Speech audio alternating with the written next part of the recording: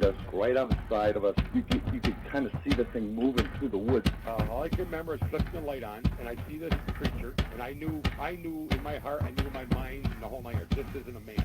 And then this thing walks across the road, takes a turn towards us, and then leaps over a guardrail. Went to look forward, and there was a big black thing, is all I can call it.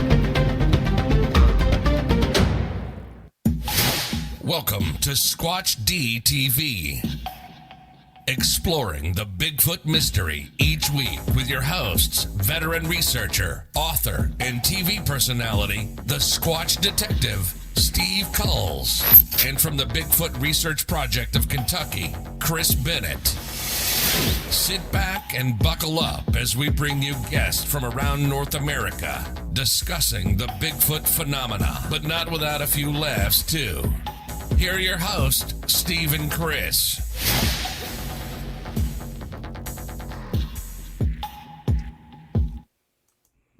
And good evening, cyberspace. Welcome to Squatch-D TV for today's date, May 31st, 2020. I'm your host, your guide, the Squatch Detective Steve Kulls, along with, well, the guy downstairs, Mr. Chris Bennett. Hey, guys. How you doing, Steve? Man, the chat room is already hopping. I'm glad this mic was muted a while ago because I saw some comments in there and I busted out laughing. Yeah. Oh, you guys. Oh, here we are. So let's, downstairs we have our good friend, Justin. There's Justin. There's Justin out How's it there. going, guys? We are doing wonderful. So let's do our roll call here. Of course, we have Mr. Jimmy Trick. Good evening, Jimmy. Jimmy. Cryptidville. Good evening, Cryptidville. Charlie Wonton. Hello there. Welcome, Charlie. And looks like we got Walt. I'm wondering if maybe little Walt is in the wings. John, good evening to you, sir. John. Tom Connolly popped in, but he's leaving for work shortly. Yeah. And your wife was watching a lot of killing shows. No. She never says red rum. No. He says insurance. And happy birthday to Mick.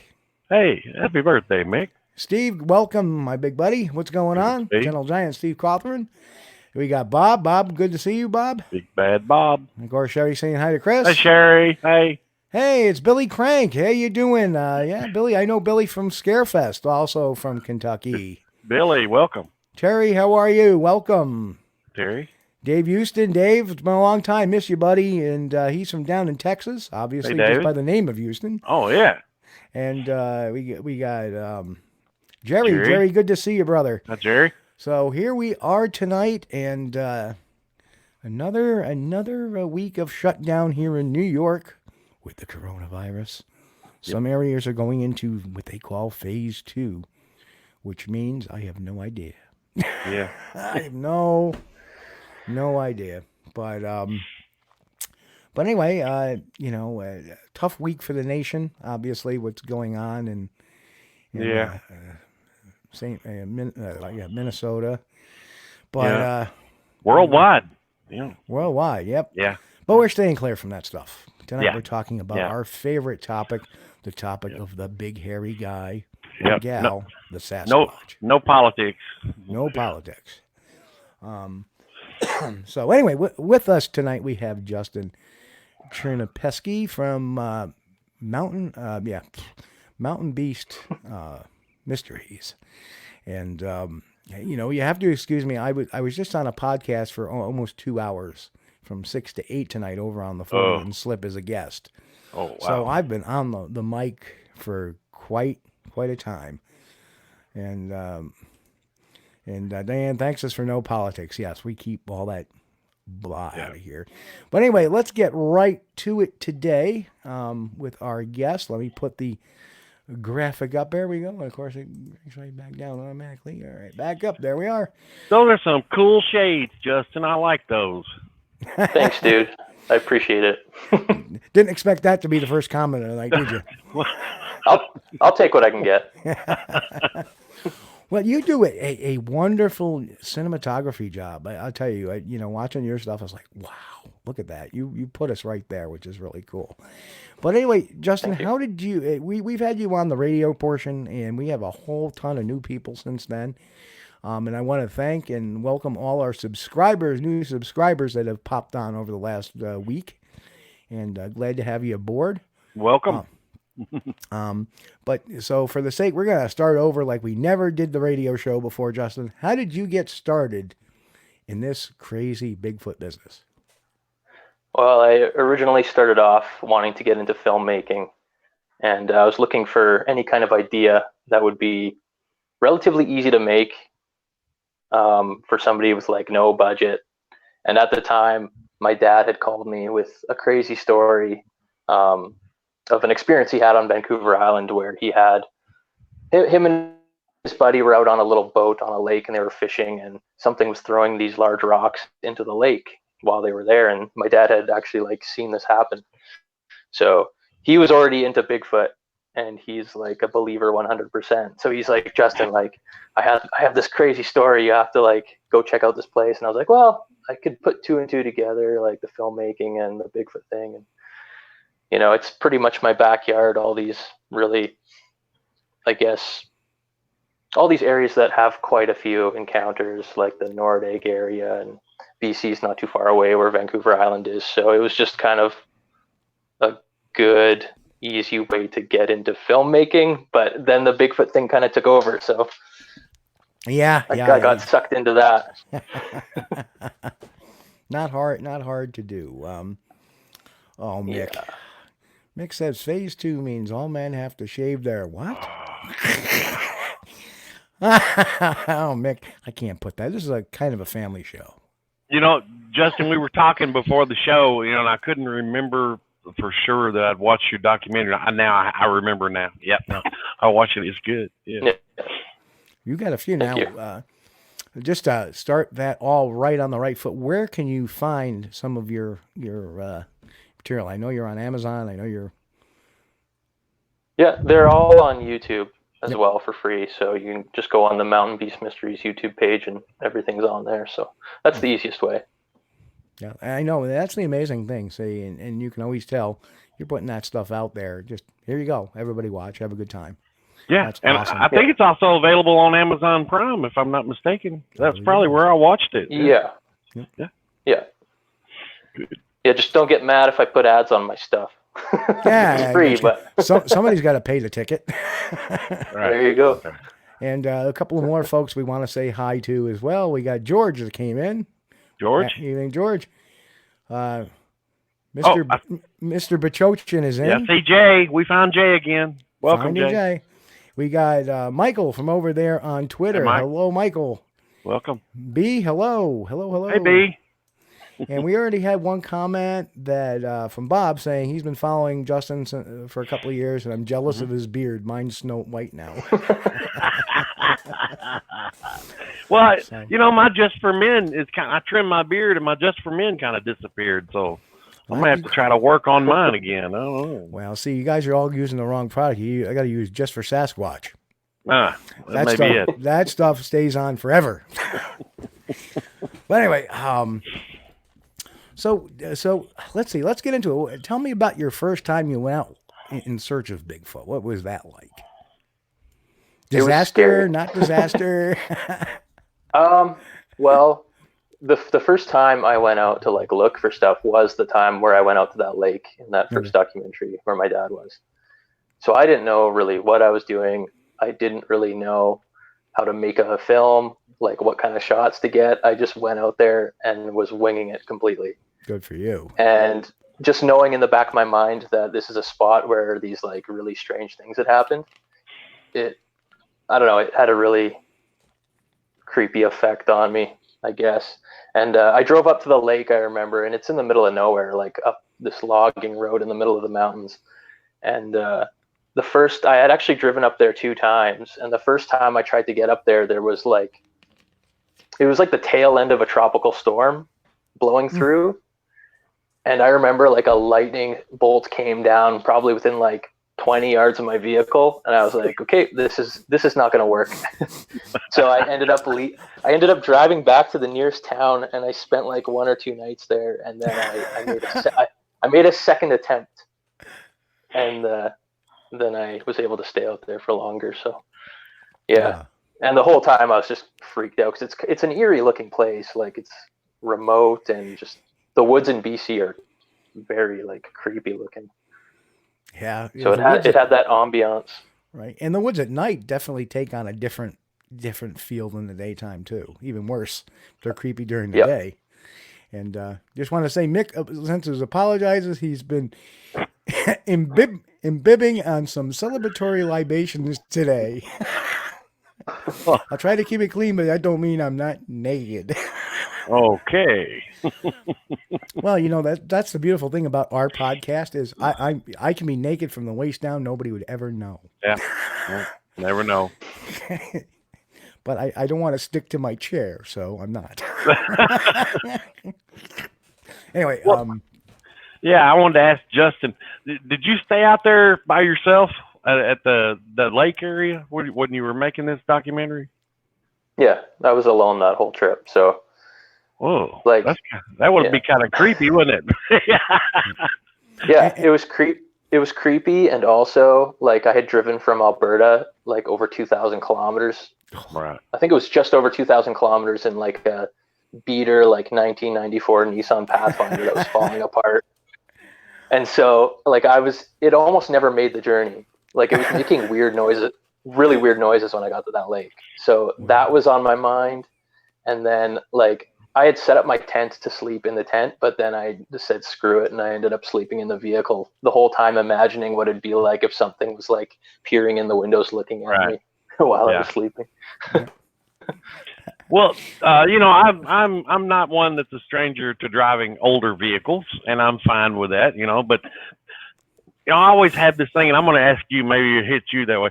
When you ever get off somewhere real far away from home like that, and you're in the middle of nowhere, and you turn the engine off, do you ever think about, oh God, I hope this thing starts when I get ready? Well, there was one time where I drove out to this location with one of my good friends, and I made a video of the trip, and it was just like a day trip out to check out a trail camera. Right. But the last time we started the vehicle out in the bush was like the last time that vehicle was able to go. Like we ended up driving back to civilization without it failing, but we stopped at a gas station and turned it off. And when we went to turn it back on again, nothing happened. So, it was a very close call. Yeah, lucky. Good deal, man. I'm glad you made it. Yeah, and there was no service out where we were either, so. Nothing sucks more than you're driving down a highway and all of a sudden, hey, my driver's side front is on fire. That happened. Brake fire. Woo. Yeah. What the hell? No. There's some fun times. But anyway, I just want to throw these out here. Low Rider, Justin makes great videos. Thank you. And Timmy Boy 73, welcome to Squatch-D TV. I've never seen a more honest researcher than Justin. Everything's not Sasquatch, and that's exactly why I like this man's work so much. So, and Low Rider also is very happy to see him on the channel tonight. So Happy to be here. As I am I. And I remember, watching your earlier stuff when we had you on. Like, it was probably 2 or 3 years ago. We had you on the radio show. Yeah. And you were starting your stuff up, and we were like, maybe you were out with like 3 or 4 of them, and I was like, wow, this stuff's really good. I gotta get this guy on. I mean, he just that's what we enjoy is ground based stuff, and that's why I love having you on, man. That's why I was like, I gotta get you back on. I gotta get you back on this TV format because, I'm sorry, Mick. Just read Mick's comment. We can't say I don't know if I should say that on the air yet or not. Oh boy, all Mick, all Mick. That's too funny. But anyway, anyway, now I got that picture in my head. Anyway, so let's YouTuber Reddit, Michael, his comment. Yeah. I think that was in reply to Mick's comment, I think. But anyway, Justin, I wanted to ask you, I mean, since you've been like camping in the woods and stuff and listen, have you ever heard any noises that you really couldn't explain or that would really struck you as, this is something I should be interested in? Or Yes. Yes, I have. There was one incident that happened actually before I had ever put anything out on the internet. Mm-hmm. I think I was about halfway into finishing that first movie, the Wild Man documentary. Mm-hmm. And I was out hiking to a place called Hidden Lake. And if you watch like my last YouTube video and then the Supernatural Sasquatch Part 2, it's at the end of that trail that I'm on in those videos. And I was there with my stepdad, and we were there for like 2 nights, I think, just like a weekend trip. Yeah. There was a wildfire burning that like pretty close by, so there was nobody else in the area. We actually weren't supposed to be there, but we risked it anyways. So we knew there was no people there. And on the second night of that camping trip, that lake is like 14 kilometers off the highway. Like it's a pretty substantial hike. Mm-hmm. I think it was maybe 2 or 3 in the morning. I'm lying there in my tent and I wake up to the sound of something walking probably about 20 feet in front of the tent, walking by. Sounded big, sounded heavy, sounded like 2 feet. Of course, I'm working on this Bigfoot project, so I'm probably like imagining that in my mind that it's a Bigfoot. Right. But I hear these footsteps. I hear like 3 or 4 of them, and then I hear this really deep like grunting noise. And I'm like, holy crap. Like this could be like a Bigfoot or it could be a bear. I was obviously thinking like it's probably a bear, but I don't know. It walked by and it just kind of faded off into the distance and I fell back asleep. I was like out of it. That's the thing. Like I might have been like half asleep too. But in the morning, none of our gear, like we made a bear hang with all our food and it wasn't disturbed in any way. And our backpacks weren't disturbed. So it's kind of strange. I feel like if it was a bear, I mean, we would have been able to tell. Yeah, you'd think it might have would have because you were being quiet about it. You think it might have hung out a little bit more too. Yeah. But let's see. We do have a question. Hey Justin, have you gone back to that house you think had horses? I really liked that investigation. I had went out there probably like 3 months or so after I filmed that incident, and it was mainly to just retrieve my trail cameras, but things had gone quiet and nothing really has been happening. So unfortunately, I don't know if it was just like a one-time deal. They were just passing through, if that's what it indeed was, like a Bigfoot. But And Timmy Boy just made a comment and says, been here a while, really like the way you all analyze and expose hoaxes, keep the content coming, and get me a peach Snapple. You can tell he's been around. Yeah. Well, welcome, Timmy. Glad to see you're commenting. Please don't be afraid to. Definitely, any questions, throw them up there. We'll try to get all of them on as we can. Yeah, you know, that's another thing I like about you is that, like you said, not everything's a Bigfoot. Hey, I got nothing on this trail camera. That's what you get most of the time. And, you know, that's the beauty of your things, or they're authentic. You know, if they're right conclusions, wrong conclusions, who knows conclusions, at least you're being honest about it, and that's what I love. And you know, like if nothing happens, if I'm out there making a project and filming stuff, if nothing happens, I'm still happy to like be able to put together a beautiful like nature film or something. It's still worth it to me. Yep. And what I did was I have some of that nature filming in that clip we're going to show in a little bit, and we'll get more into that documentary and that part of it because I want to discuss that.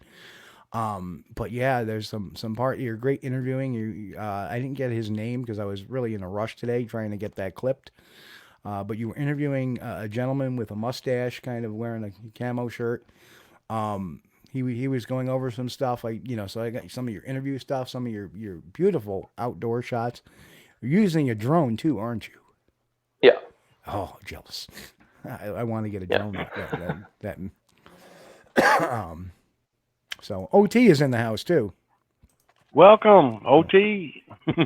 So, but yeah, so let's talk about a couple of your latest things, and I believe the Paranormal Sasquatch episode 2 or Supernatural. Yeah, Sasquatch? Supernatural Sasquatch. Yeah. Episode 2. That's your latest one, correct? Yeah. Okay. Cool beans. So let's start talking about. Everybody in the Peach Snapple comments. Yeah, there's a gimmick commercial I made up, kind of a spoof commercial I made up, Justin, that I play once in a while. Maybe we'll play it tonight because everybody's kind of asking for it, and it has some. Yeah, I need to see this. All right, yeah. So let's just get this out of the way and show the. Want to show the commercial because everybody's. Let's do it. Let's do it. Okay, everybody's clamoring for the commercial. I'm gonna mute everybody and we'll.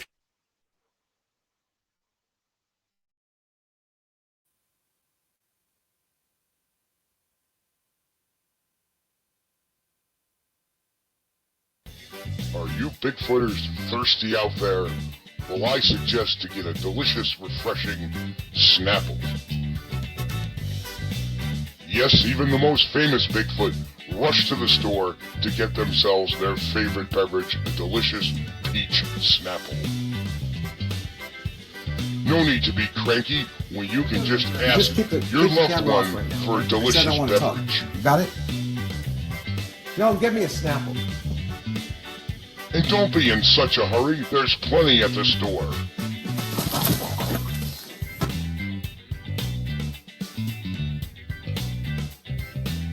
Get me a Diet Peach Snapple. Try delicious peach Snapple. No, get me a Snapple.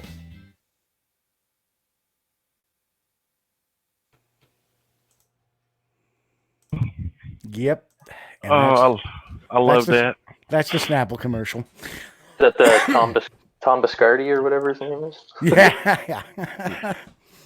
That movie was a boon to us. I don't care what anybody says. And that was none other than Rick Dyer, who went face forward towards the campfire thing there.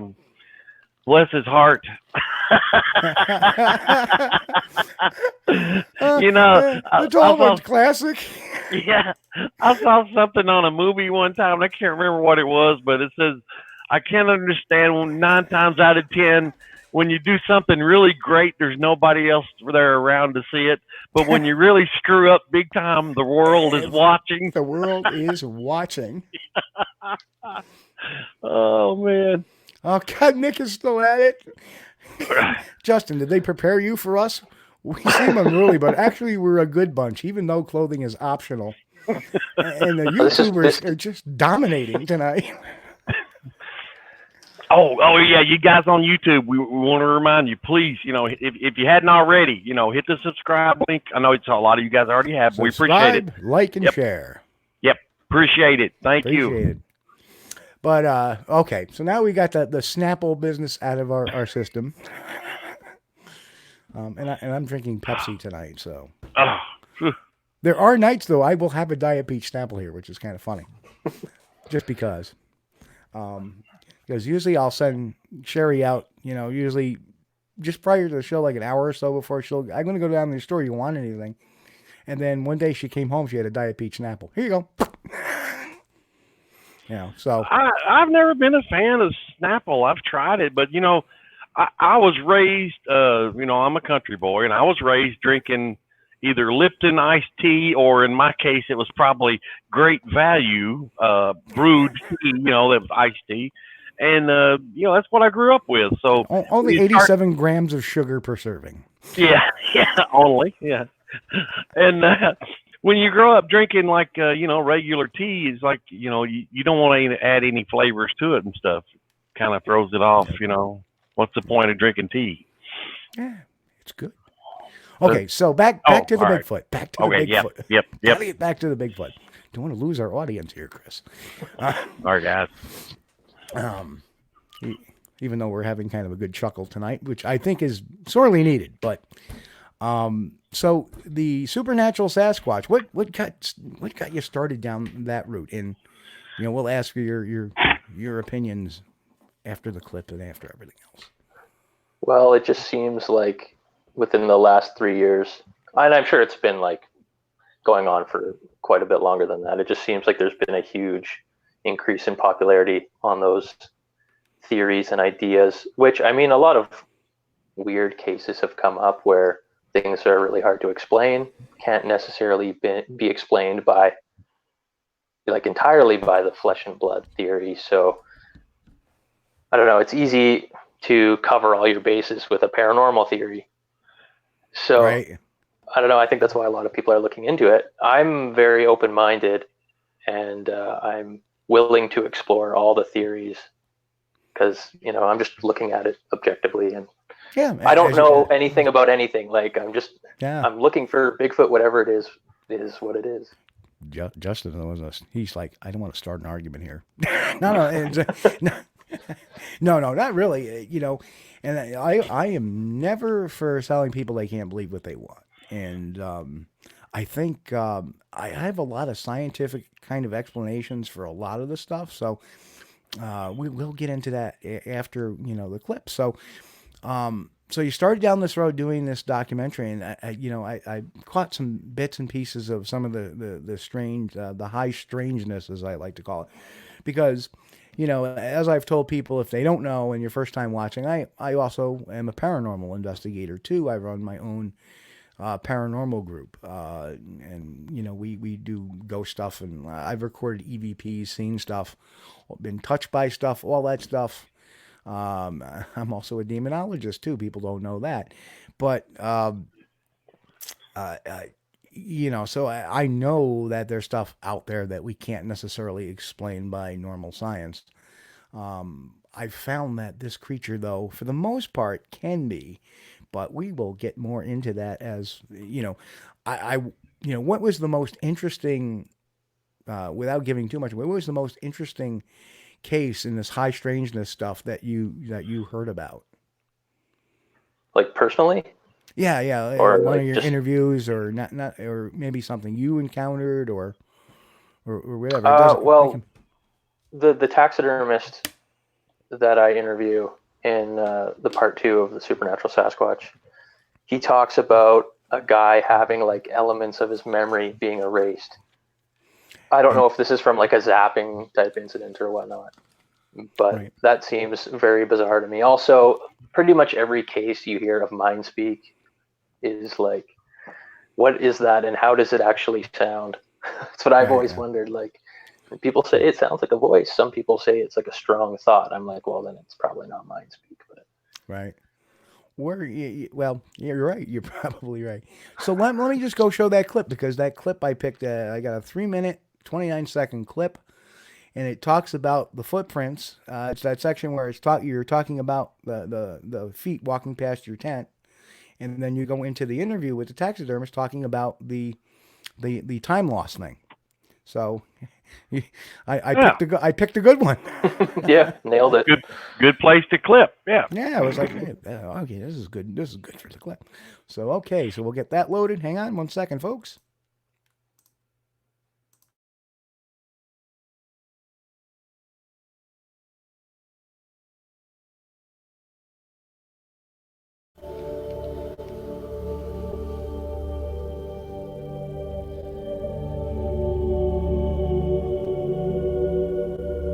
Nordegg has always been one of the best areas to go exploring and investigating the Sasquatch topic.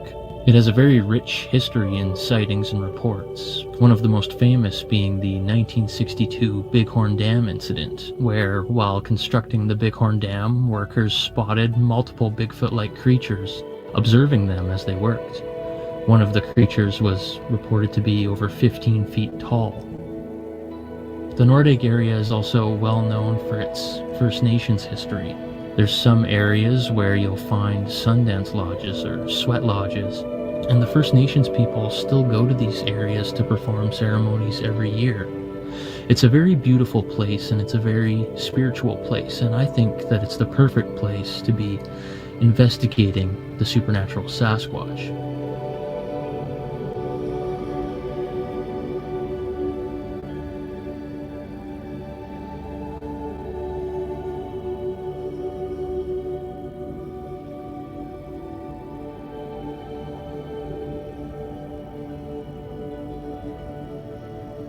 I feel very lucky to be able to visit this area essentially whenever I want. I'm close enough that I could take a day trip out to these spots and investigate on a regular basis. This area I'm visiting is not too far away from an area where I had a very strange experience back in 2015, where while sleeping in my tent I had randomly woke up in the middle of the night and heard something walking past, something that sounded like it was on 2 feet. This is one of the very few experiences I've had that could be attributed to the Sasquatch. I'm hoping on this trip that I experience something similar. I think that you need to step back and say, okay, what is within the realm of possibility first? Okay. Now, if I ever saw one go into thin air, then I would say, yeah, they can do it. I have talked to people who said they've seen that. And one of the guys who said he realized, he got disorientated, and he said it appeared, it disappeared, it appeared, and he realized, he said, that snippets of his memory were being erased. Now, I believe that wholeheartedly, and I'll tell you why, is because I saw it happen. I had a hunter in the tent, and there was something outside the tent mumbling. And from what I've been told later, it's what Sasquatch do, and I heard it walking. And this gentleman went outside for a pee, and he screamed the most horrifying scream, like he saw the devil. And he passed out. We brought him in the tent. He had no memory. To this day, has no memory of even getting up. And then he went into the deepest sleep I've ever seen, instantly. But he had no memory of what happened. So when I heard this story about this hunter who was facing 3 different Sasquatches, a male, a young one, and a female. When the male showed up, he said, it started to disappear and then reappear around him. And he says he understood that snippets of his memory were being erased. So there's that. I have heard.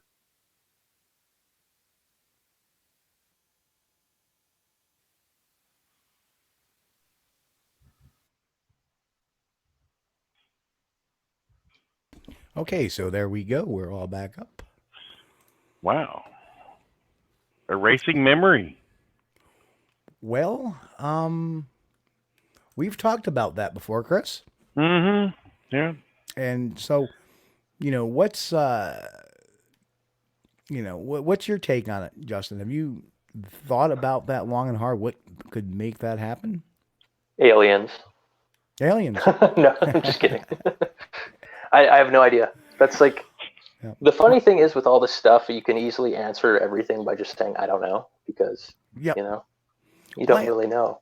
But it seems to be something attributed to like that, what people call zapping. Right. And you know. Well, I tend to agree. Or infrasound is the Yeah. actual. We're gonna get mixed comments. That says most supernatural Sasquatch encounters can be explained by biochemical reactions in the human brain, such as pheromones or human emotions, most notably fear, can cause audiovisual effects. True. And something to Sasquatch about just showed up. Hello, welcome. Welcome. I'm thinking. As did Frank. Frank. Hey, Frank. Welcome, Frank. I'm thinking there's probably two things going on there that's possible that could cause memory lapses there. That would be, one would be maybe a possible hit by infrasound. Yep, absolutely. And a second one would be a traumatic experience. That one guy reported that the guy went outside the tent and screamed like he saw the devil. Apparently that was a very traumatic experience for him. So there's something known that causes the mind. It's why a lot of accident victims don't remember that they wake up from comas, and they wake up from, even if they're out for a period of a few hours, right, they wake up not remembering the hit, or they don't remember that. It's the way it's a body reaction. It's the mind's reaction to protect itself. It's the way it protects itself, like a child who's been abused that forgets, that years later starts to remember these things because now the body is realizing it can release some of those thoughts.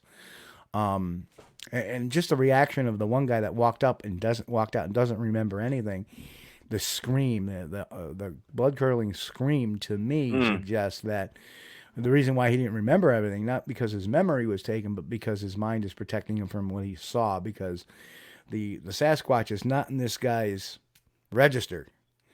And he walks out, and all of a sudden, boom, and his mind goes into this fear reaction. My guess is that it was probably a very close encounter, more close than any of us would want to get necessarily. And that most likely a good cause for what had happened. Which to me, if it was an actual thing that they do to people, I feel like there'd be a lot more accounts of that. Right. You don't hear about that very often. Yep. Jan Allen said that he had something like that happen to him. The same thing with the time loss things, and I think a lot of the blinking out is people losing time because their mind is trying to react to what they're seeing, and it's having a hard time acknowledging.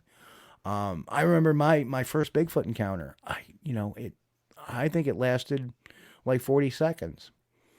I say it lasted 40 seconds. Could it have lasted 10 seconds, 20 seconds, 25 seconds? It may have. But you lose that whole perspective. And and the guy who, as he was saying, he kept losing time in different spots. Like I said, it's just one of those things. Now, infrasound is interesting because Chris and I both believe we were hit with something like that. And it started with a vibration in our ears.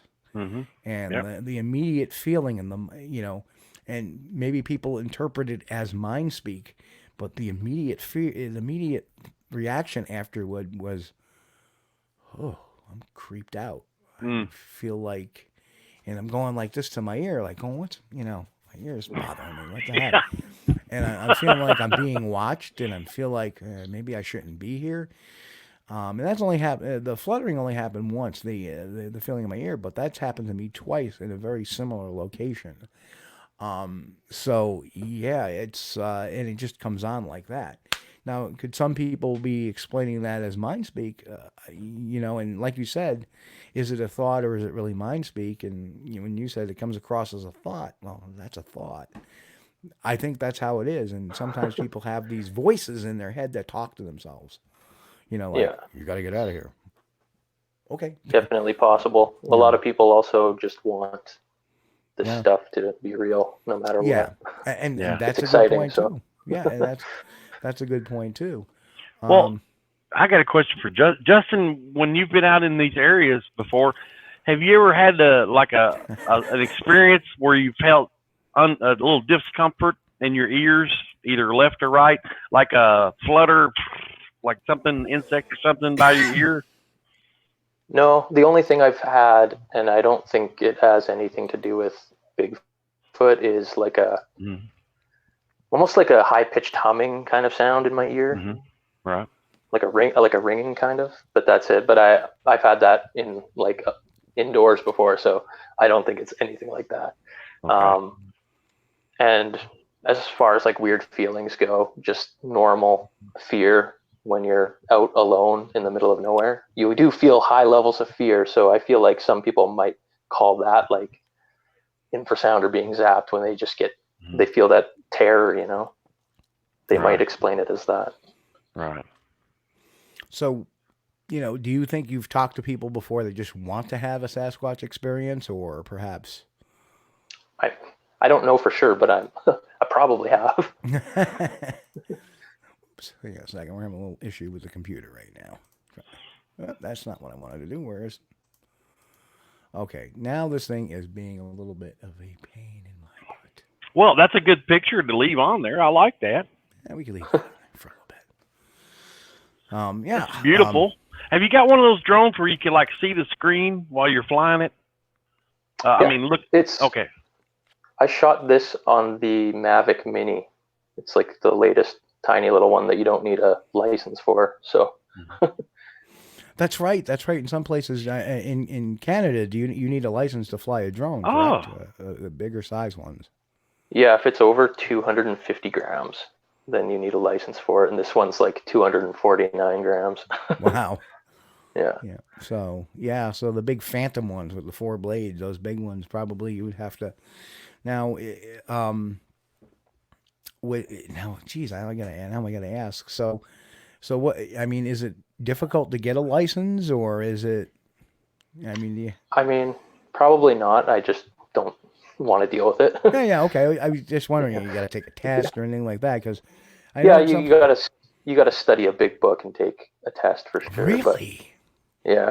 Wow. And it's all like it's all like airplane stuff too. It's not just like drone stuff. It's crazy.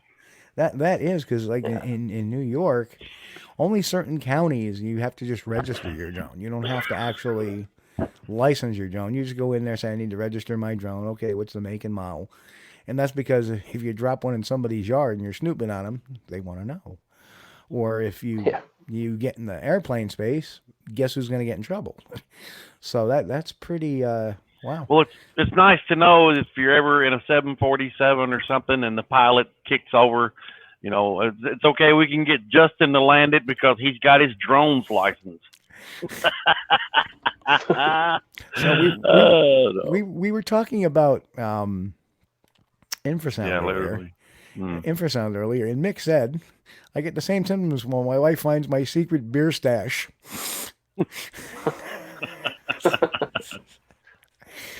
Chemical reaction. Okay. And ATL Clutch, thank you. I guess that's short for Atlanta Clutch. I could be wrong. But welcome. Good to see you commenting here tonight, and welcome aboard. You need a certification FAA if you're commercializing your footage. It's interesting. I did not know that. Wow. Can you put a gun on one? Chris? Yeah. Cryptidville, those Kentucky ideas. Those Kentucky ideas. Here we go, man. Deer season. Look out, deer. Coming at you. Yeah, I guess Mick says the laws for flying certain drones in Canada are tough as getting a helicopter's pilot license. Wow. Yeah, that seems rather strenuous there for a drone. You know, I mean, it's not like you have people's lives in your hands or anything. Well, yeah, I guess you could. You don't want somebody crashing into people and stuff. Yeah, just stick to the one under 250 grams. Yeah, amen. That's the way to go. And of course, I would expect no less from a response from Kentucky as this one. Chris, it's illegal to do that if they see it.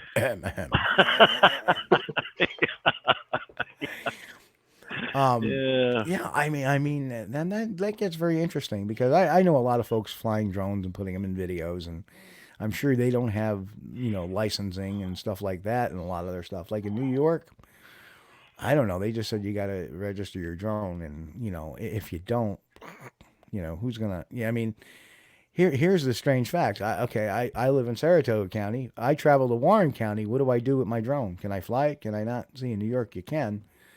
But it's just really weird. Well, whatever it takes, because this footage that Justin's got on this video is beautiful. I mean, look at that. That's beautiful. It is my favorite shot. Yeah, it's good. Good job, Justin. That is, how good are they at trying to find a Bigfoot though? That'd be kind of cool. I mean, they do make the commercial versions of some of the Phantoms with the thermal. Yeah, for a mere price of $5.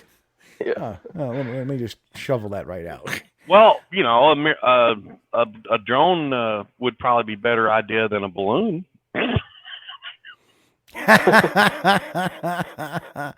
And that's a subtle dig there, Mr. Bennett. Yeah. Well, not so subtle dig. The Bigfoot blimp, or whatever it was. Wasn't that called the Hindenburg? Yeah. I think they were about the same. They ended up about the same. They both crashed and burned. Yeah. Yeah, they did. So without giving too much away of the documentary, you did go out on stuff. Did you expect? And you don't have to describe it because I want people to see your video. But did you have any strange happenings while you were out during this?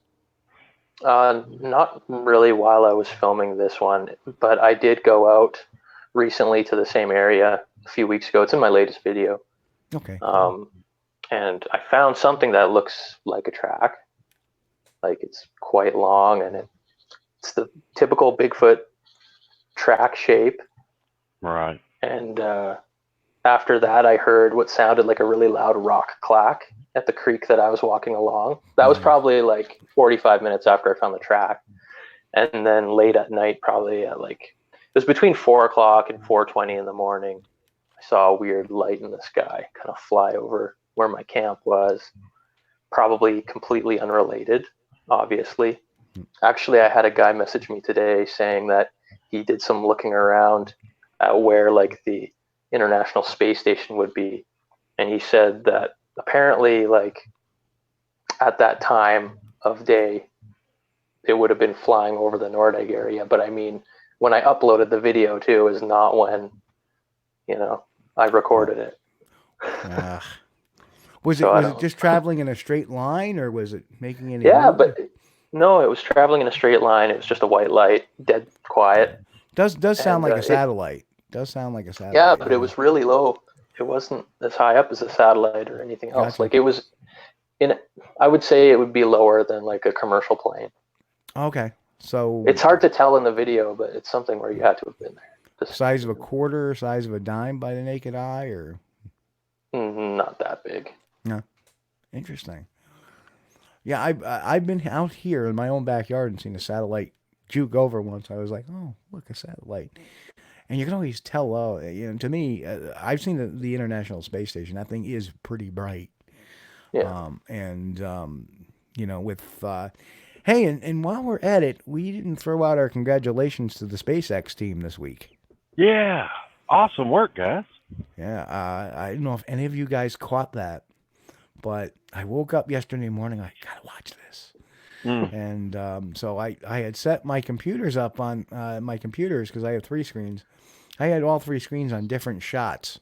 I had one of the mission control because I was piping in the live feeds via YouTube, and I watched it go up. And it was really cool. I was sitting there going,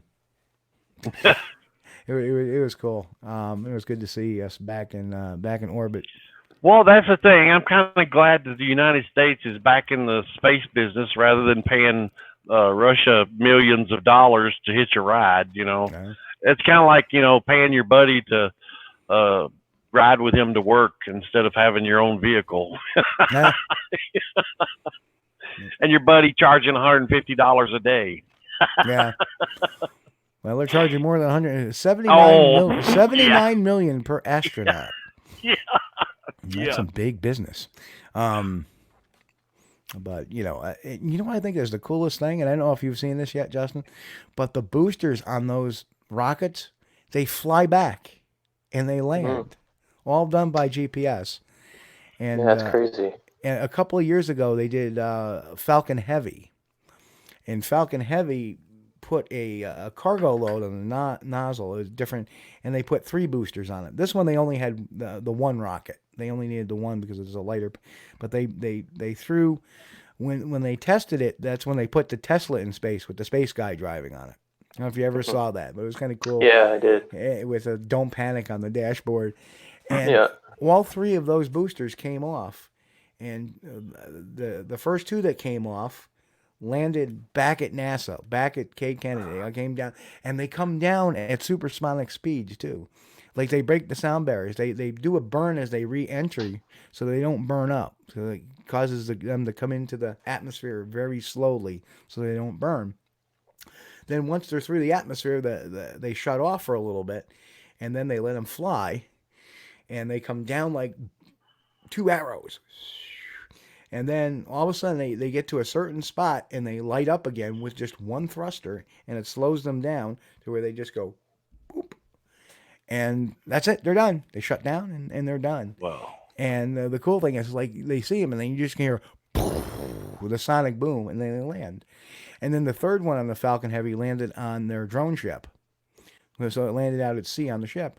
Well, this one, they missed the actual landing because they lost the feed as the ship was as the rocket was coming in. And I bet you it was the sonic boom that probably knocked the video out for a second. And, you know, because when the video lost, and then when the video came back, it was sitting there still smoking a little bit. And it's the coolest things. I just can't get over how funny the spacesuits look, though. They look like crappy Halloween costumes. What do they look like? They look like Speed Racer costume. Remember Speed Racer? Yeah. You're probably too young. Chris does. No, I've seen it. Oh yeah, go Speed Racer. They look like Speed Racer uniforms. You know what that? Yeah. But but they sure look a lot more comfortable than the bulky. Oh yeah. So, and the other thing is the launch from the capsule. That looked like a smooth ride going up, and it's amazing. Somebody sent me a shot of what the space shuttle's control panels look like. They have buttons everywhere, and then you see this thing. They have like 3 big touch screens and buttons, and they're running it on iPads, dude. Yeah, it's just wow. And then if they have any problems on board, they can remotely move it. It's just, and that's what they said, that once they got into position with the International Space Station, they hit a button and it just autopilots itself right in. So wild. The $50 question came in. I knew it was coming. I knew. Yeah, and Justin, you can answer that or not, but if you look in your private chat, you may see a question just above OT, the next to last question there. If you want to go answer that or you want to stay out of that, I completely understand.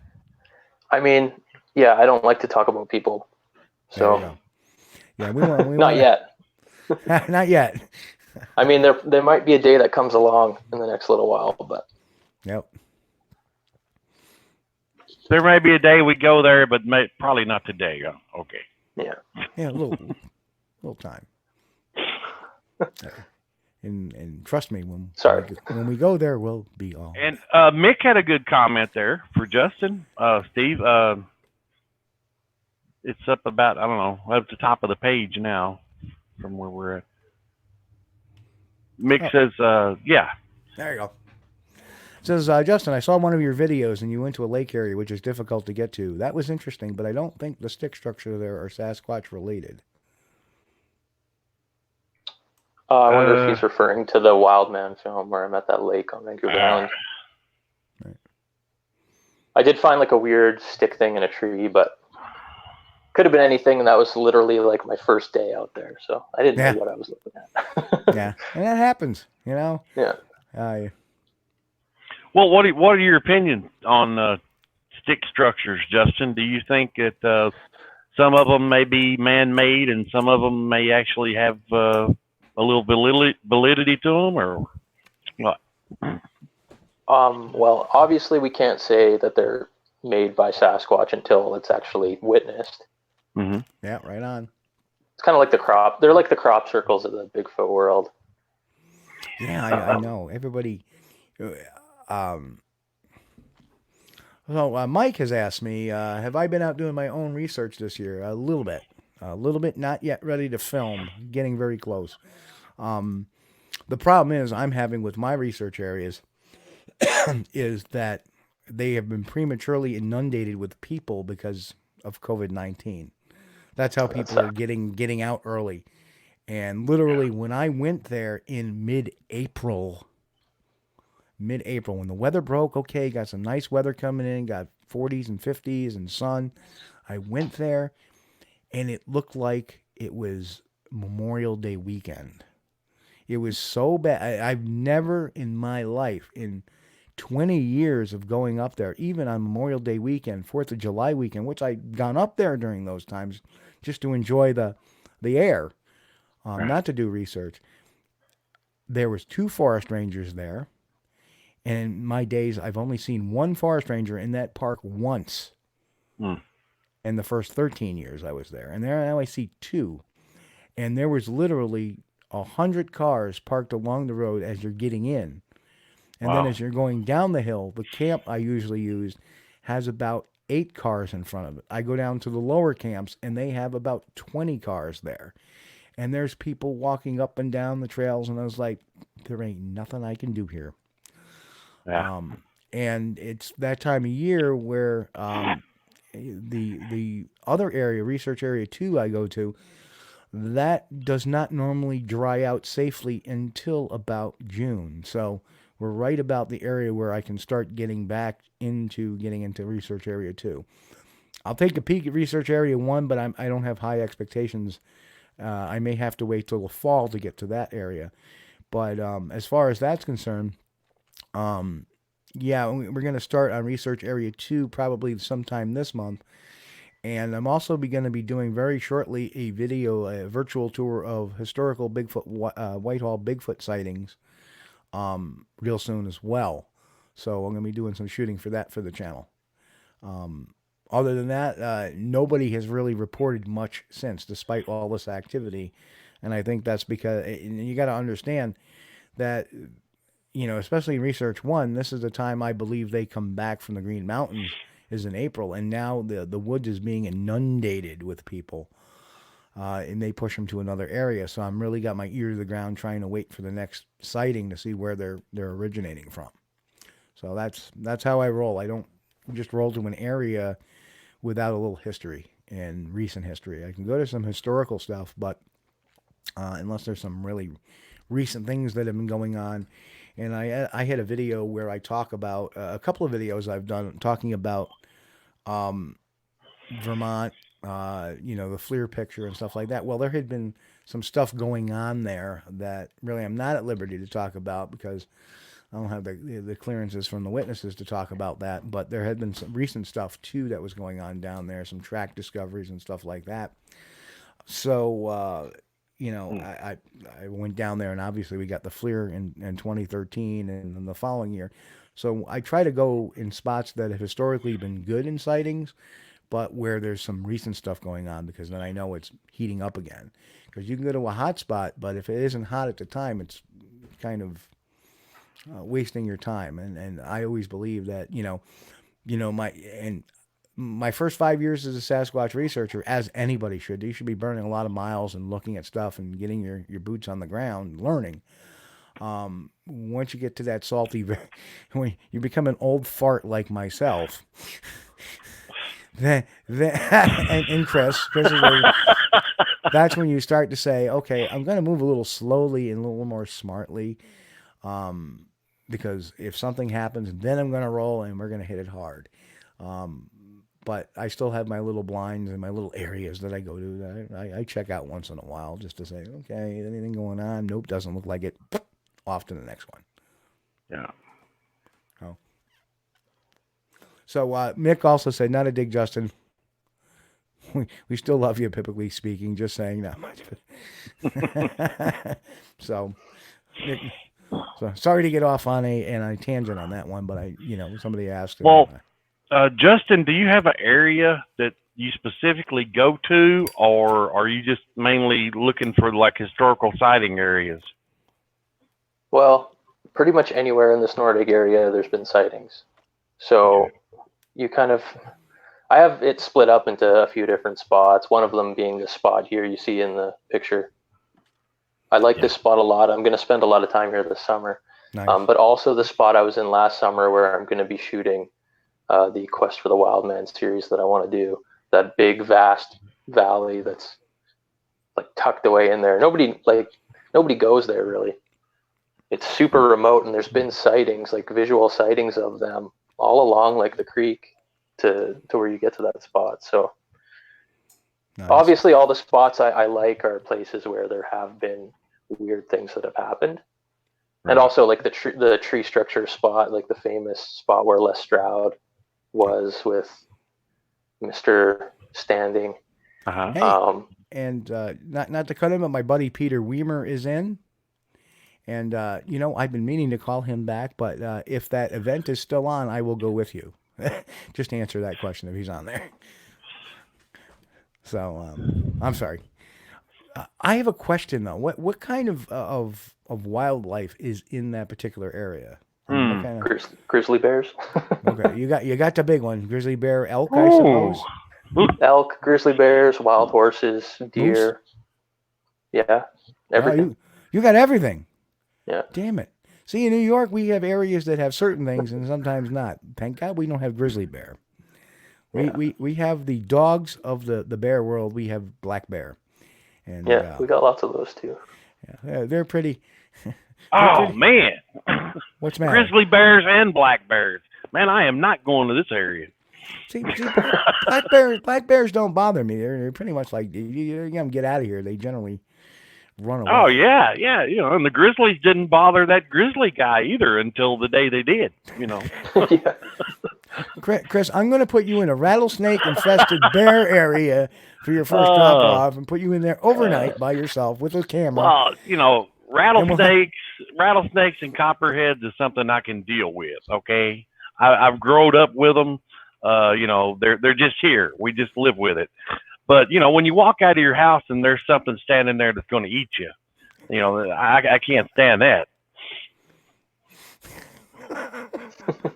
You can't wear a pair of snake boots and get away with a grizzly bear attack. Well, here's the thing. And Chris, I don't know if you saw the Vermont video I did where we did the FLIR and I was down I climbed down the rocks to get to the bank. Yeah. Okay. About 2 miles from there is the #1 area in the Northeast for concentration of rattlesnakes, diamondbacks. Oh, well, lovely. And I climbed down all those rocks by myself. Good deal. Yeah. You stick your foot underneath every rock? I did. I did. Oh, man.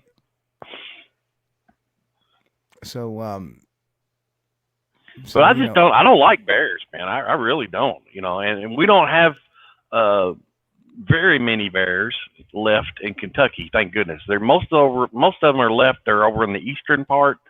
But now there is the odd straggler that comes through here every now and then. So we still do have bears, but they're not thick. From where Justin is coming from, and he's not only got black bears, but he's got those big brown bears. And them dudes, they'll eat a brown bear. Looks like they eat a black bear for breakfast. They're huge. Atlanta Clutch says boots on the ground doesn't work. Proof of that is lack of proof. And boots on the ground only works if you put your boots in a smart area. I've been blessed. I've gotten some eye shine pictures. I've got some audio. I've got some casts. I've got I got a picture of a thermal, I believe, is one. I've gotten some really good investigations where I've gotten some tracks. So boots on the ground does work for some stuff, and even though it's not necessarily proof, I always make that comment. And hello to Ken. Ken just popped in. Good to see you, Ken. Welcome. One of the more important things I feel you got to do is that we got to stop fooling ourselves. We're not scientists. So whatever we get is not going to be proof. It's going to be evidence. And there's a difference between evidence and proof. And if you can bring enough corroborative evidence to science, then they can turn around and either find proof in it or find the proof to back it up or dismiss it. So my job as a researcher should not be to find, I'm going to bring the proof that Bigfoot exists. You're not going to do it. You're not a scientist. Only a scientist can prove something in this society today. You know, that's the bottom line. We as researchers, I believe, Atlanta Clutch, is that our job is to gather evidence and pass that to science. And we need to do that in a very expeditious, cautious, and conclusive way. And to do that, you know, you need to use proper forensic collection technique. You need to proper forensic storage techniques and chain of evidence, chain of custody logs and stuff like that. You put those three in together, then you have evidence. You know, and of course, I throw this caveat: if you're first time listening, do not put DNA evidence into plastic bags at all. You got to use paper. The plastic retains humidity, destroys DNA rather rapidly. So. Okay. Paper, plastic, paper. Okay. Gotcha. And you know, boots on the ground, no meaningful observation, only great stories. No, not true. Not true. Yeah, you got to have boots on the ground to collect DNA evidence. Oh, there you are. And if you get a good shot of DNA evidence, especially today, since we have this environmental DNA thing, man, that could do it. Yep. It could very well do it. Yep. And Timmy Boy says better to let them come to you, or just walking around. And I agree, Timmy. But Atlanta, if we're going to sit there with no boots on the ground, we're not going to collect anything. It's kind of like saying, well, I want to win the lottery and not buying a lottery ticket. You know, you got to be in it to get it. If you're not, then you're just a standby person. You're just somebody watching. Now, I've never been a great one to tell a lot of stories. Have I had a couple of stories? Yeah. But the beautiful thing is my stories are backed up by other people that were there, and that's important. Evidence, you know, people witness corroboration teaches us. Every time we go out there, we observe something, observe a behavior. That should be noted. That should be thought about in context of why this behavior is occurring or how this behavior is occurring. That is how you investigate. So you don't investigate by sitting there and saying, oh, somebody saw something, I'm going to go out and interview them, when it's a home range activity and the potential of recidivism is not going to happen. But if I get something that sounds a little violent, a little aggressive, like an escort, somebody getting screamed and roared at, wait a minute, that's more of a territorial thing. Now I start pinpointing those more aggressive sightings. And guess what happens? Chris, you know what happens, because I've actually put that to the test in your area too. Mm-hmm. And Chris took my information, put it on a map, and he went out and had some experience of his own and learned some stuff. Yeah. So at the very least, what you should be doing, everybody thinks that boots on the ground is for the public. Boots on the ground is not for the public normally. It's for me. It's for me to gain my intelligence, my learning. You know, just like Justin. Justin says, well, I saw some stick structures, but I was kind of new at this. And yeah, well, you know, that happens. And that's the way you learn, is by getting boots on the ground. I mean, right or wrong, guys? I agree. Yep. Boots on the ground is significantly more useful than ass on couch. Yeah. Good point. So. Good point. Well, but you know, Justin. And just so you know, Chris, Mr. Bennett, mm-hmm. Yeah. My ass on the couch has been cut down by 1 day a week now, because I've been. That's good. 9 weeks. Right now, 9 weeks since I worked. Oh man. Hang in there. We'll be over soon. But okay. I wanted to ask. Okay, go ahead. Get this. Atlantic Clutch says science will only get interest with a specimen or clear, conclusive footage in many minutes, not seconds. I agree. I do agree with that.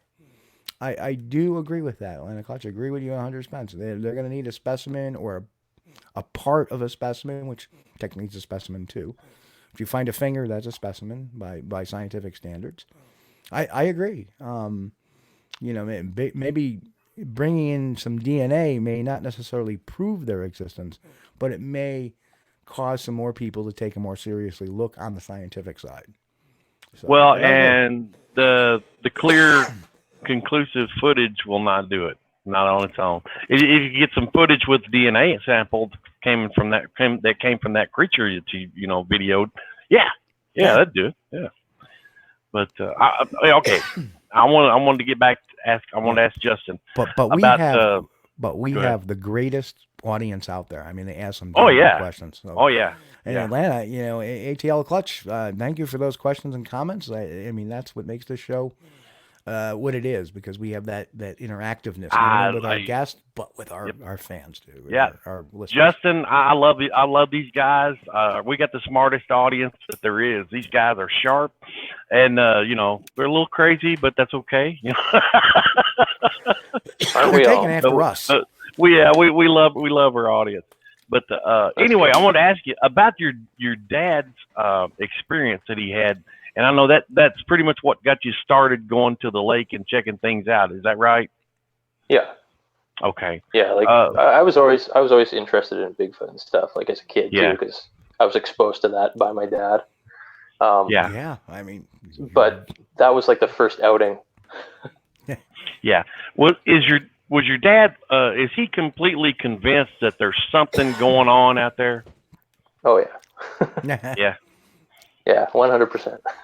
Okay. I think that's just who he is. That's his personality. He's more willing to believe things as well. But he did have that experience, and it, like when he tells the story, I believe that he thinks that he experienced that. I mean, I wasn't there, so. But he said like he was facing the direction and saw like one of the rocks fly out of the bushes, hit like a 25-foot spruce tree, bent it over, and then the rock fell in the water. He said he saw it happen. Yeah. I don't know. Yeah, that's kind of what I remembered too from the video. Is really good. It was something other than just rocks falling down the hill, because that is a pretty steep incline there. But with the rock shooting out, it kind of takes gravity out of it. Yeah. To me, Okay, we and I mean it's. Sorry, I was just going to say it's Vancouver Island is like one of the #1 hot spots in the world. So that whole area is full of reports. Isn't that the area where Osman had his? Well, Osman was taken away on the mainland. Okay. But like not too far away, right? Maybe that was Mullicat Harry. I'm trying to. It was a classic. Yeah. It was some sort of point there. We had, just so you know, we have a ton of questions coming through. So we'll get to Mike Stetton. Thank you for commenting, Mike. I don't know if this is the first time you've asked a question or not, but if it is, welcome. And, welcome. Glad to have you aboard. Generally speaking, you've heard that Bigfoot is more aggressive in the south. Any thoughts on that? Well, you know that everybody says that fine southern liquor. That can have an effect there on the Sasquatch's gentlemanly likeness. But no, is there? I haven't heard that they're overly aggressive. Other than maybe people wandering on their territories. And generally speaking, a little typo there. We could have had a little fun with that one. Genitalia speaking, I mean. Well, that's the thing. I have heard these stories coming out of Alabama and parts of Louisiana, and even the Falk, Arkansas deal. That's really close to. I don't think it was aggressive necessarily or overly aggressive. I think it was just brazen, trying doors, sticking hands in windows. Is that aggressive? I don't know if that's aggressive. And Ford actually ran out there. Bobby Ford ran out and ran into one. He didn't necessarily get pushed by one. Yeah. So except for it didn't move. And whereas with a guy, you have some give. If you run into somebody else, there's usually a give, but there was no give here. So I don't know if they necessarily are a little more testy, but maybe the heat. That maybe there's an environmental factor. I don't think it's a, or it could be a genetic or a cultural thing, because as I've talked about before, chimpanzees have culture. There's things passed down in certain troops of chimpanzees that other chimpanzees don't know. So that is the definition of culture, is that when you start teaching your different troops or tribes of people teach themselves different things, or creatures teach themselves different things, that represents a culture. So perhaps something culturally there is that, you have to be more aggressive towards man than not. And whereas up here, they're more avoidance, or more, I'm going to get out of the way. So I don't know. It's a good question. I'd love to see, that get answered sometime in my lifetime. But that's a great question. Thank you, Mike, for asking that. OT says, Justin, you're from Canada. Yes, he is. Have you looked at the oil industry document Bigfoot sightings as part of their environmental reports? He has only found one such article. I've never seen that, but I'd be interested in having a look if I can get a hold of something like that. But yeah, I'm from Canada, so. Where are the new ones? Yeah, I looked on the internet and it says Osman's incident happened near Lund, British Columbia. Lund. Lund. Oh, here's. Is that right? Said, interesting, I found a public S3 bucket where it had 2 documents about using GIS to find Bigfoot Sasquatch habitat.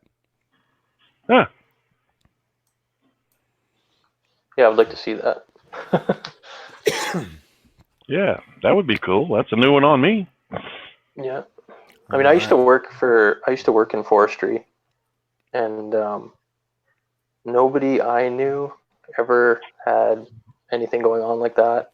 Never seen any documents like that. But also, these people that I worked with, and people in like the Fish and Wildlife Office, they were never like opposed to talking about Bigfoot. They all knew like I was into it, and so they weren't like hiding anything either. Right. Which I thought was interesting, because you get all this government cover-up stuff and like them trying to hide it. But a lot of people have to realize that a lot of people that work for their government are still like normal people. Yeah.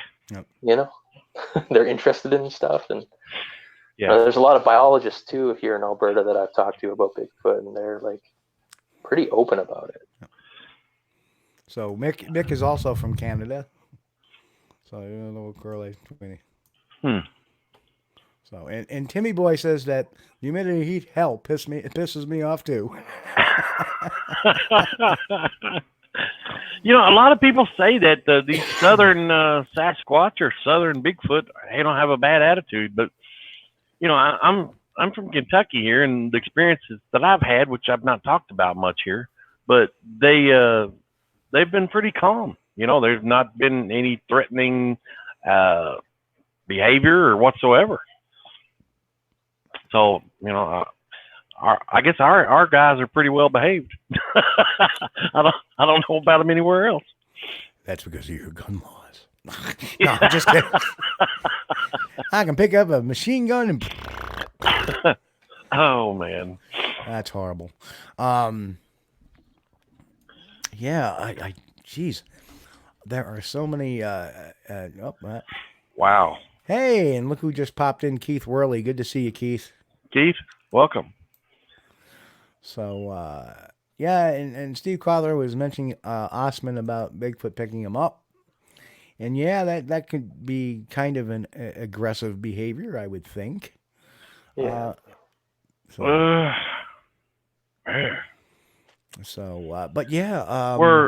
Lund, British Columbia. Is that anywhere near where your area, Justin? No. Okay. Well, and it's not on Vancouver Island either. So okay, yeah. Steve, I was going to ask you if you looked into the siege of Honabi incident I did years ago. And have you found anything interesting about that? Because I was thinking, like, in that case, they shot one of them. Apparently, well, they shot at one of them. Yeah, but also there were multiple creatures, and they. Yep. Well, from what I read, they took one that was hit and carried it off. But then you hear people saying all the time that, like, if you shoot a Sasquatch, they're going to go crazy and get really aggressive and kill you. I don't know. That's a good question. It says correction. The Albert Osmond story occurred on Vancouver Island, northeast area, not in the mainland of Canada. That's not true. Okay. I don't know. It was near the Toba Inlet, which is on the mainland. So let me ask you this question, and I'm going to get the debate killer right here, because behind me I have On the Trail of the Sasquatch by John Green, which has a big thing about Osmond's case in there. So okay, I found it was Toba Inlet is where it occurred. Toba Inlet, yeah. I don't know where that's at. I know it's in British Columbia, but I don't know. Okay, let's see here. Maps, Google Maps. Here we are. So let me, wow. That whole thing just threw me off, so I just lost my train wreck of thought, as usual. And no, it is not on Vancouver Island. It is on the mainland, as Justin said, yes. But, we're talking 30, 40 miles here. So now, the siege of Honabi, as they call it, the siege of Honabi, it looks like Honobia, but it's actually pronounced Honabi. I did have a chance to speak to, via chat, the actual main guy in that. And he said it was a lot worse than what got portrayed in the BFRO telling of it. They had nightly the creatures stomping around on their porches and rattling windows and doors. The gunshots they were firing weren't scaring them. And what they realized was and this makes a hell of a lot of sense, is that they believed, and this was not only witnessed by the family that lived there during the siege. I'm going to keep his name out of the mix because it's been out of the mix for a number of years now. But two BFRO investigators went down, and they confirmed what was going on. They could see what the family was going on. So everybody on that page kind of agrees. Where the disagreement occurred is that the family felt that the BFRO investigators were too scared to do anything. And what they wanted was expert advice on how to get rid of them. And what was happening was not only were their deer lockers being raided, but they were firing shots at them when they would see them, and they wouldn't move. They would stay there. They would stay put. And that was because they believed that what the gunshots meant to a Sasquatch was dinner bell. Because usually when they hear a gunshot, game was dropped. A hog, a feral hog, a deer, whatever. So, and there's a lot of reports, including in that area, of hunters taking a shot at something, and then their deer mysteriously, they knew where it was dropped. They go out to get it, and it's gone. But it's not been dragged off. It looks like it's been picked up. That also happened in Falk, Arkansas, but it wasn't when one was shot. It was actually taken out of a pen. It was a big wild hog, about 1,000-pound hog.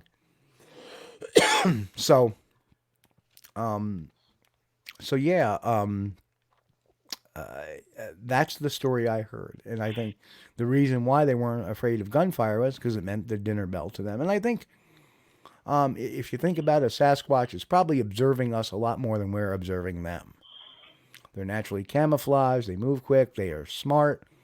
They have primate brains, which means they think, they forward think, they problem solve, they abstract think. So they're probably watching us. Which is probably the reason why trail cameras in a lot of cases don't work. They see something being set up there, they avoid it. They're smart enough to understand that. Which means I'm pretty sure they know what a gun means if they've seen it enough, and they hear that gunshot, and they see an animal drop, and they grab it. So they know what hey, that gunshot means food. So food's being dropped somewhere. Just like the hyenas in Africa will go after kill that lions take, or lions will kill. Very similar, I think, to Sasquatch. There's opportunists.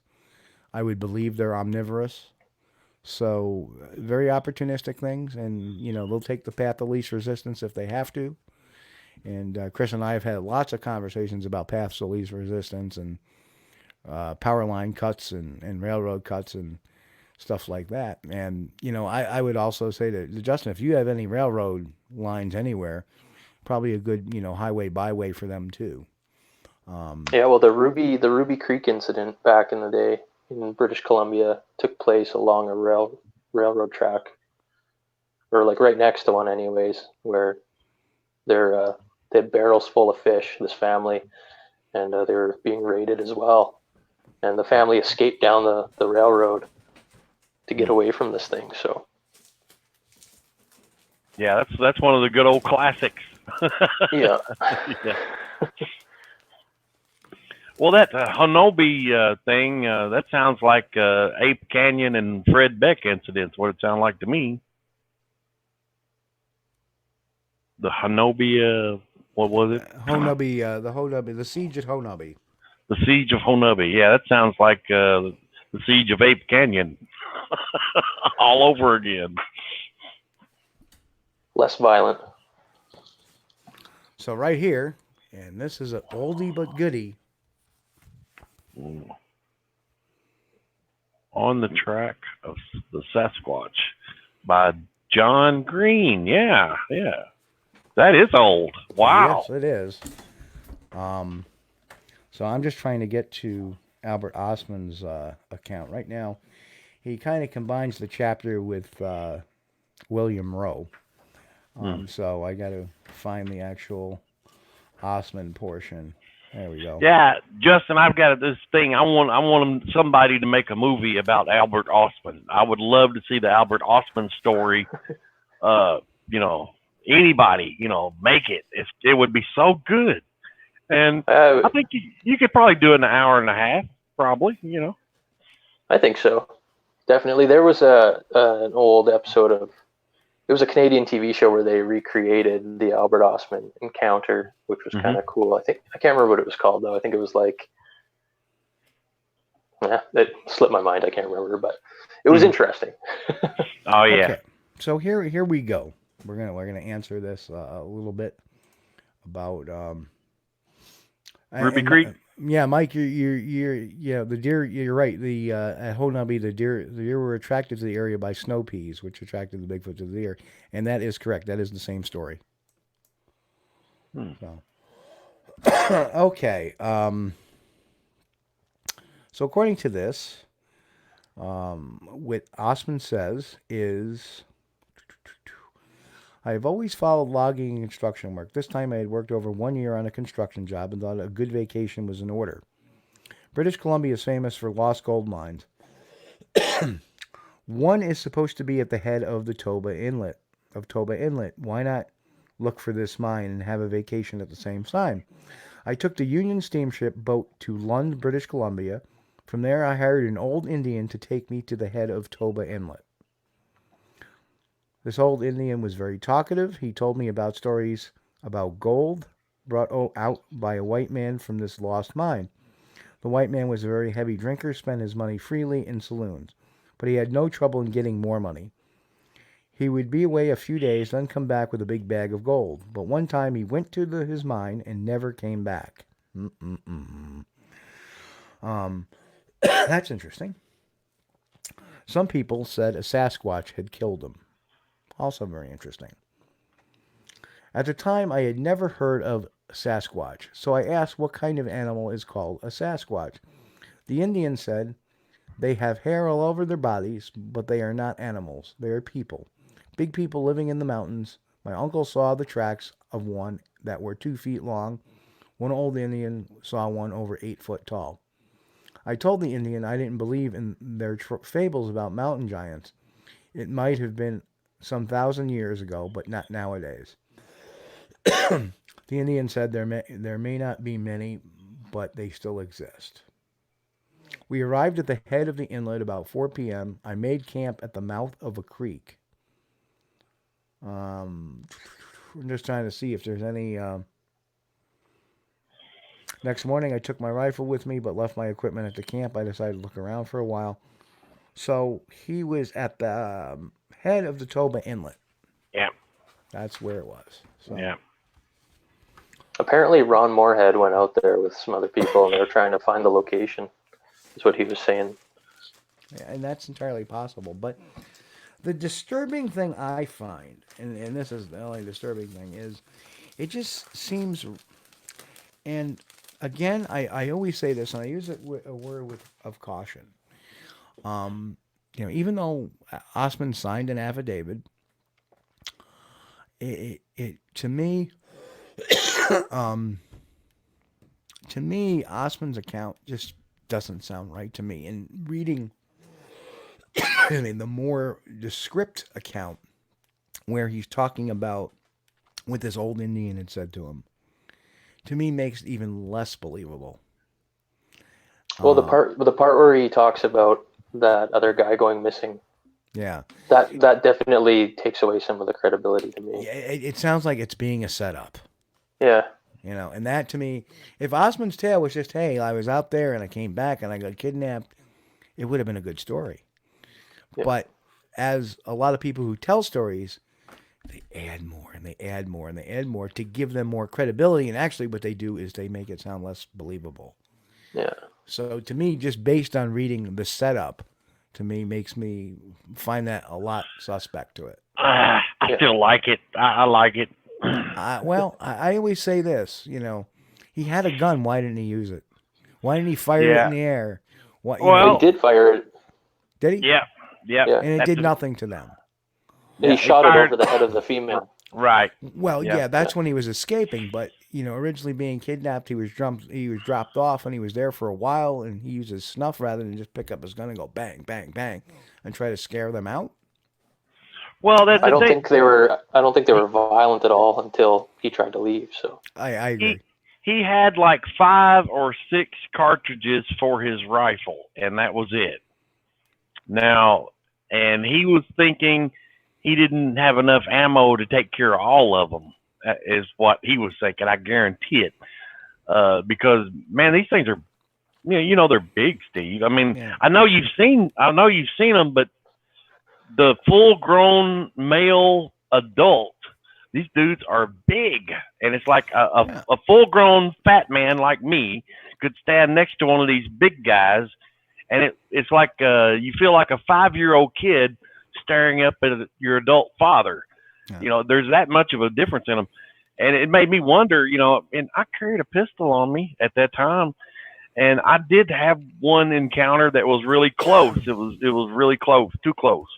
And from then on, I carried two pistols. I had one on each side because I was worried that I could empty one and it might not do nothing to it. Well, I just, there's something that rings wrong with it to me, maybe. Like him grabbing in his bag, him in his sleeping bag, and he had all his gear in his sleeping bag. He had his rifle, he had his snuff can. That is suspicious. Yeah. You see, and then you add that fact with the beginning of the story of him talking about a man that was allegedly killed by a Sasquatch, and he was told that by this Indian who took him there. Well, a man was killed by a Sasquatch. I agree. That's and then suspicious. all of a sudden, I've never heard of Sasquatch before. What are they? And then, and then you get this description. Yeah. It sounds awfully like a setup to me. It just sounds, and then they get kidnapped with all your stuff. That's understandable. But, I could still go out on a limb with Mr. Ostman and believe that he had his gun in his sleeping bag. Because if I was asleep in that area with all those brown bears, you can bet I would have my gun in my sleeping bag with me. I guess my heart wants to believe in it, but my my brain is telling me, be cautious, be cautious, and that's the problem with a lot of folks is, they wear their hearts on their sleeves with a lot of stuff when it comes to the classic stuff. Yeah. And, because the classic stuff now becomes like the legend, and you don't want to tear down the legend. I'm not treating this story like... No. I'm not saying you are, but there's a lot of people that would get very, very mad. I'm going to check my email real quick because somebody just... It's just one of the classics that I really like. As far as, to me, it sounds right. And, there's a lot of the descriptions that he described that would be hard to somebody eating the roots of these grasses. Okay, that's a real primate thing to do. They would be eating the roots of grasses. And so little descriptions like that kind of add credibility to it, to me. Yeah, so I'm going to pull up something that, let's see what we got. I wouldn't mind going up in that area and checking it out. It's tough. It's a lot of dense brush there, like pretty dense. A nightmare, probably. Yeah. Oh, great! That's all I need: dense brush and grizzly bears. Yeah, lots of grizzly bears. Hang on, I'm gonna. I don't know why I didn't think of this in the first place.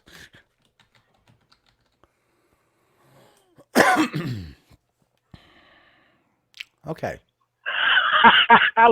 Lowrider said Ostman's snuff may have been laced with acid. Oh, no. That's a thought. What are we looking at here, Steve?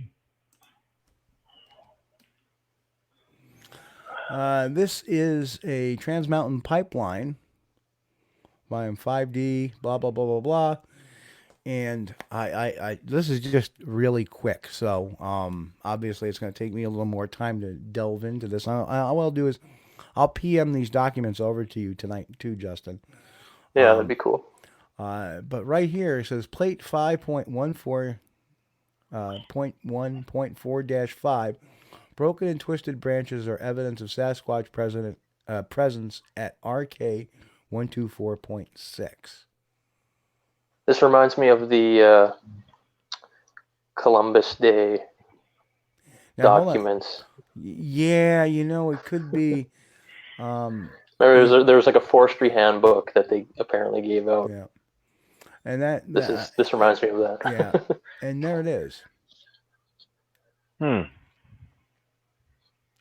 Oh yeah, look. Is that a burial site of a Bigfoot or a burial site of a person?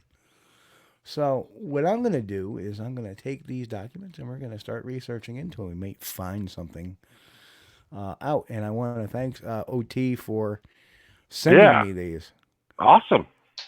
And we'll give them a run because I want to know where these came from, and we'll check these pictures out for where they came from if they only show up on this document.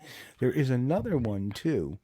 That I haven't pulled up yet. And if that turns out to be a legitimate burial site, we'll dig into it.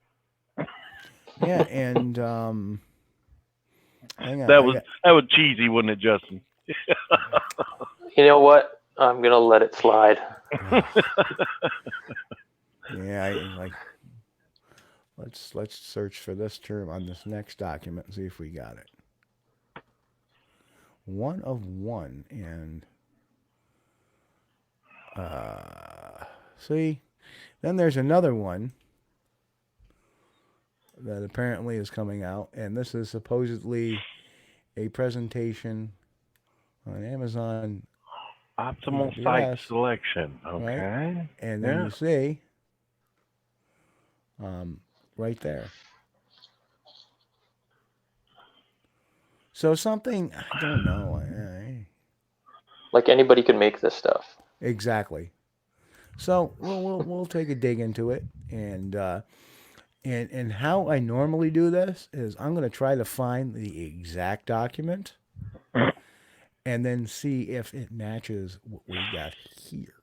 Mm-hmm. And because that's how I picked up that suspicious stuff on that last one. Is I found the original forestry handbook. and they took a section of it and they modified it to have a Sasquatch part. Yeah. Yeah. So it's given us something to look at. So by next week, tune in next week, folks. Yeah, this is kind of like those UFO documents. We'll have an answer next week. Oh, yeah.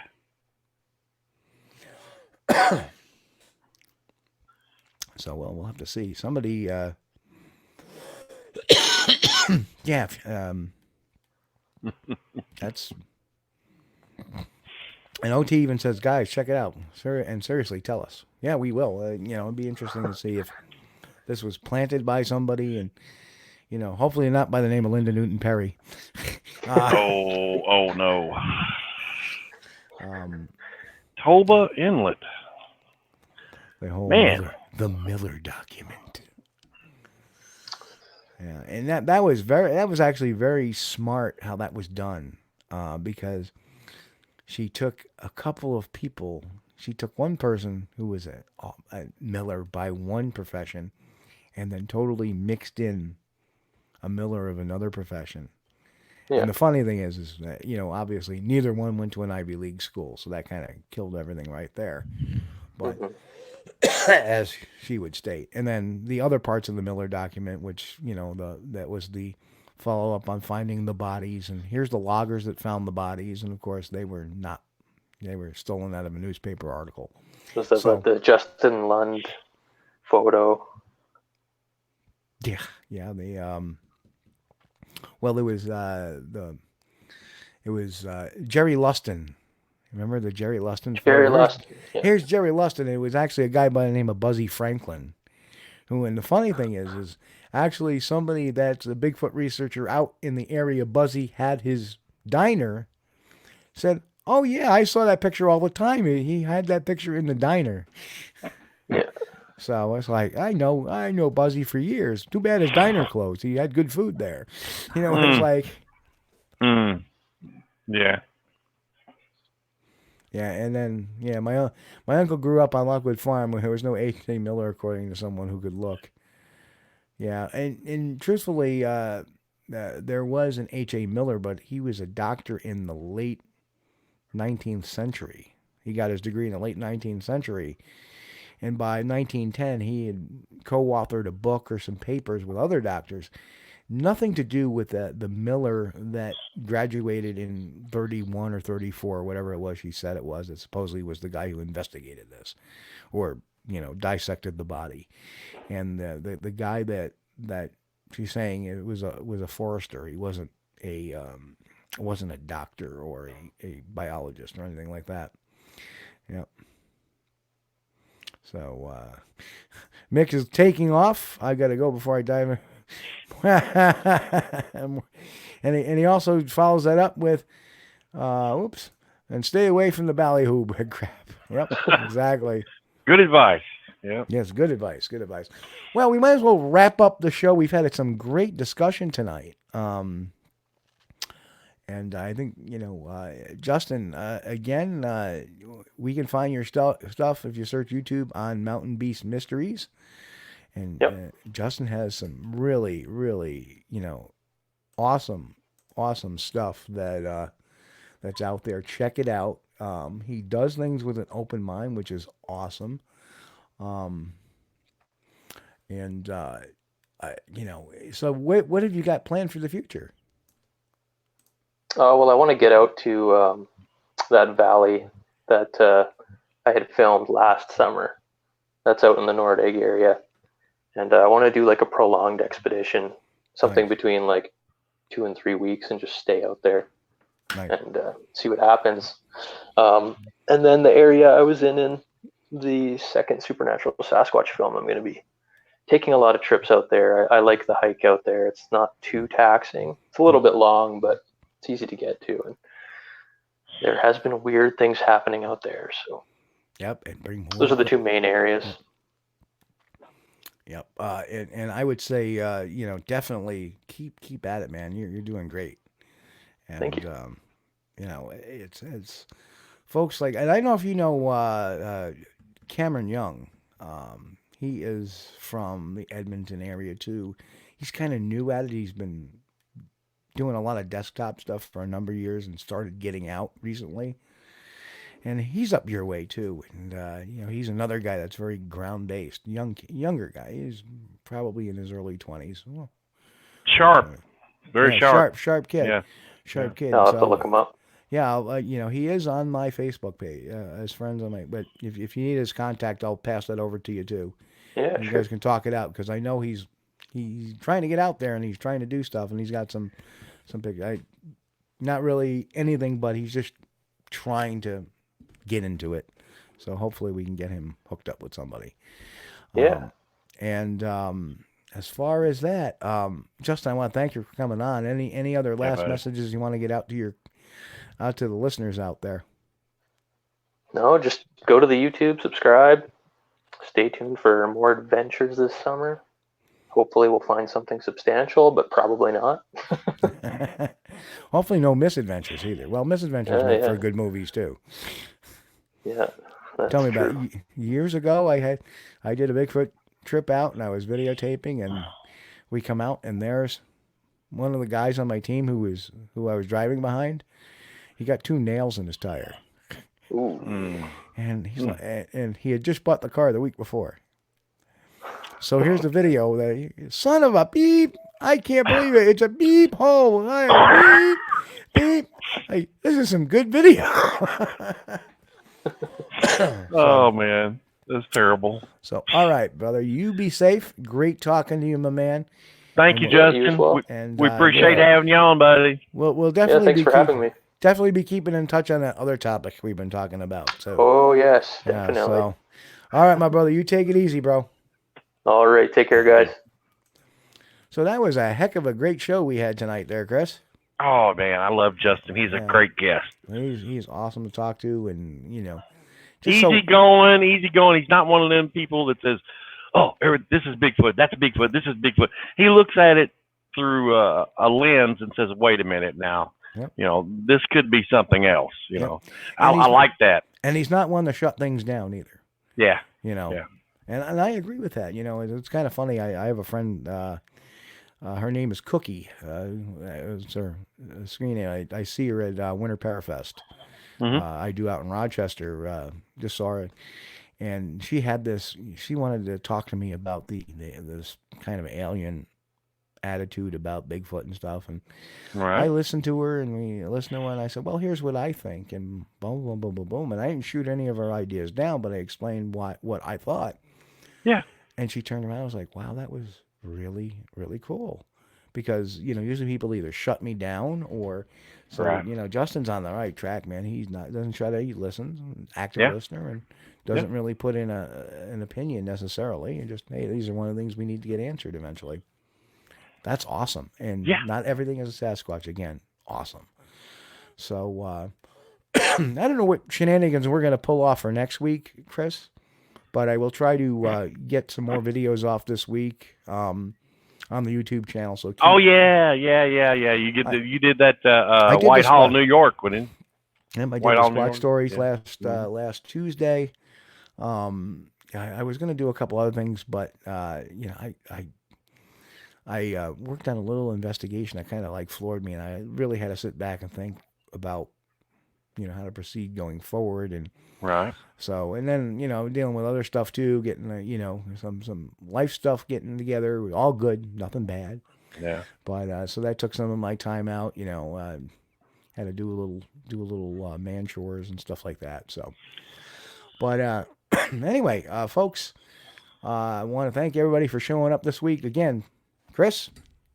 Yeah, thanks everybody for joining us. We really appreciate y'all. And remember, you guys on YouTube, if you hadn't already, subscribe, like, and hit the notification button. Thank you. And don't forget to share, because sharing is caring. Okay, folks. Again, on behalf of us here at Squatch-D TV, want everybody to have a great week. Keep safe. God bless, and of course, keep on squatching. We'll catch you all here next week, Sunday night, 9 p.m. Eastern, here on YouTube, Twitter, Facebook, the World Wide Web. So, okay, we'll catch you all later, folks. Here we go.